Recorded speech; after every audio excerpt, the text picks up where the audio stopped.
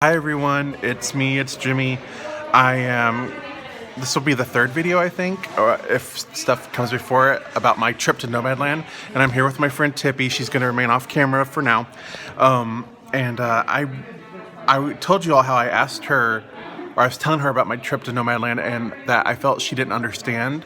So now I'm just going to ask her, do you understand what I'm doing with my trip to Nomadland, Tippy? Well, I'm going to respond to the question. Oh, okay. Which is... She's asking me a question. Can you say,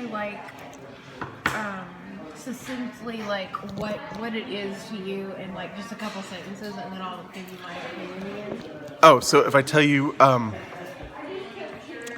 it's gonna be two sentences maybe. It's missing out on things, like simply being able to just hike down the road, or it's a lot about the Oscar race. It's a lot about all these things, but more than anything, when I think of Chloe Zhao and her work, the writer, songs my brothers taught me on that she did on the reservation in South Dakota, it grabbed me in a way that in a non-pandemic year, we could go to the movie theaters and experience it. Like when me and Tippy go and watch movies, we talk about the movie a lot. And sometimes we feel even, there's some movies that we've seen that we've been very connected with the audience. Like we could just feel their energy, especially at Parasite, especially The Favorite. All of these Best Picture nominated films, by the way. And the fact that the Oscar season is going to be... And you remember when we saw The Disaster Artist? And yes. Nobody but us was laughing? We were dying laughing? And that movie was like primed to be a Best Picture nominee.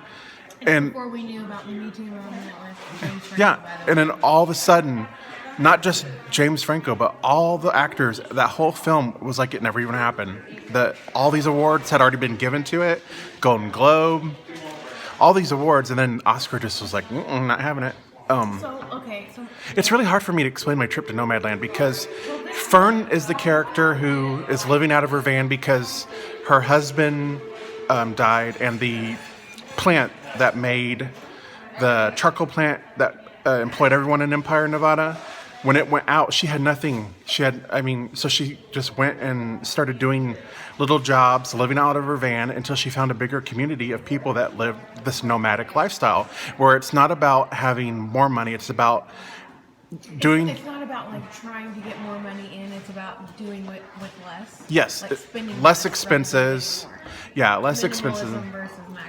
And like that lady, when we went to Buffalo Trace, who was working at the front, letting people in and out, that's the kind of job that Fern did. She worked at an Amazon fulfillment system. And of course they have to move with the weather, but the story so captivated me. It's so hard in one sentence. Sometimes Tippy will notice this about me, but I get very, very, very attached to independent films to the point that it's all I'll talk about. I'll quote them. And this year, the site that I usually write, when I blog for, is gone. It's 2020 and they only wanted to be open for 10 years apparently. So I don't really have any other way to celebrate this movie that I'm not going to be able to see. Okay, can I ask some more questions? Mm-hmm.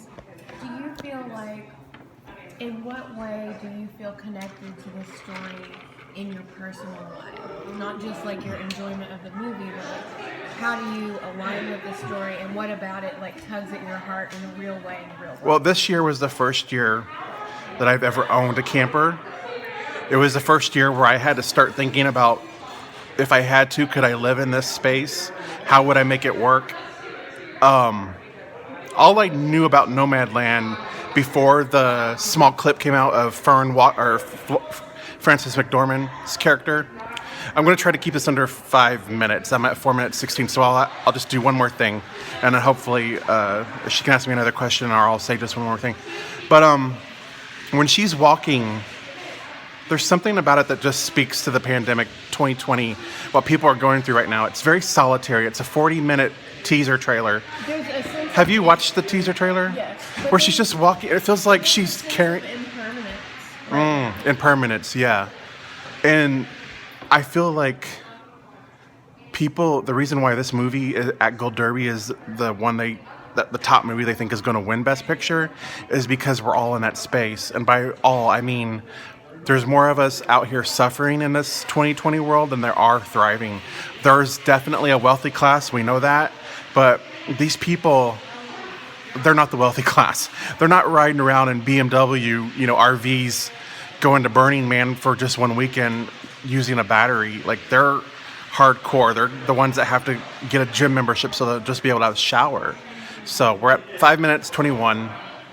I'll include Tippy in more videos, and other friends in more videos, but we're at a coffee shop. I'm feeling in a really good mood. I've not been feeling well lately, and thank you all. And I have other stuff that I'm going to attach to this probably.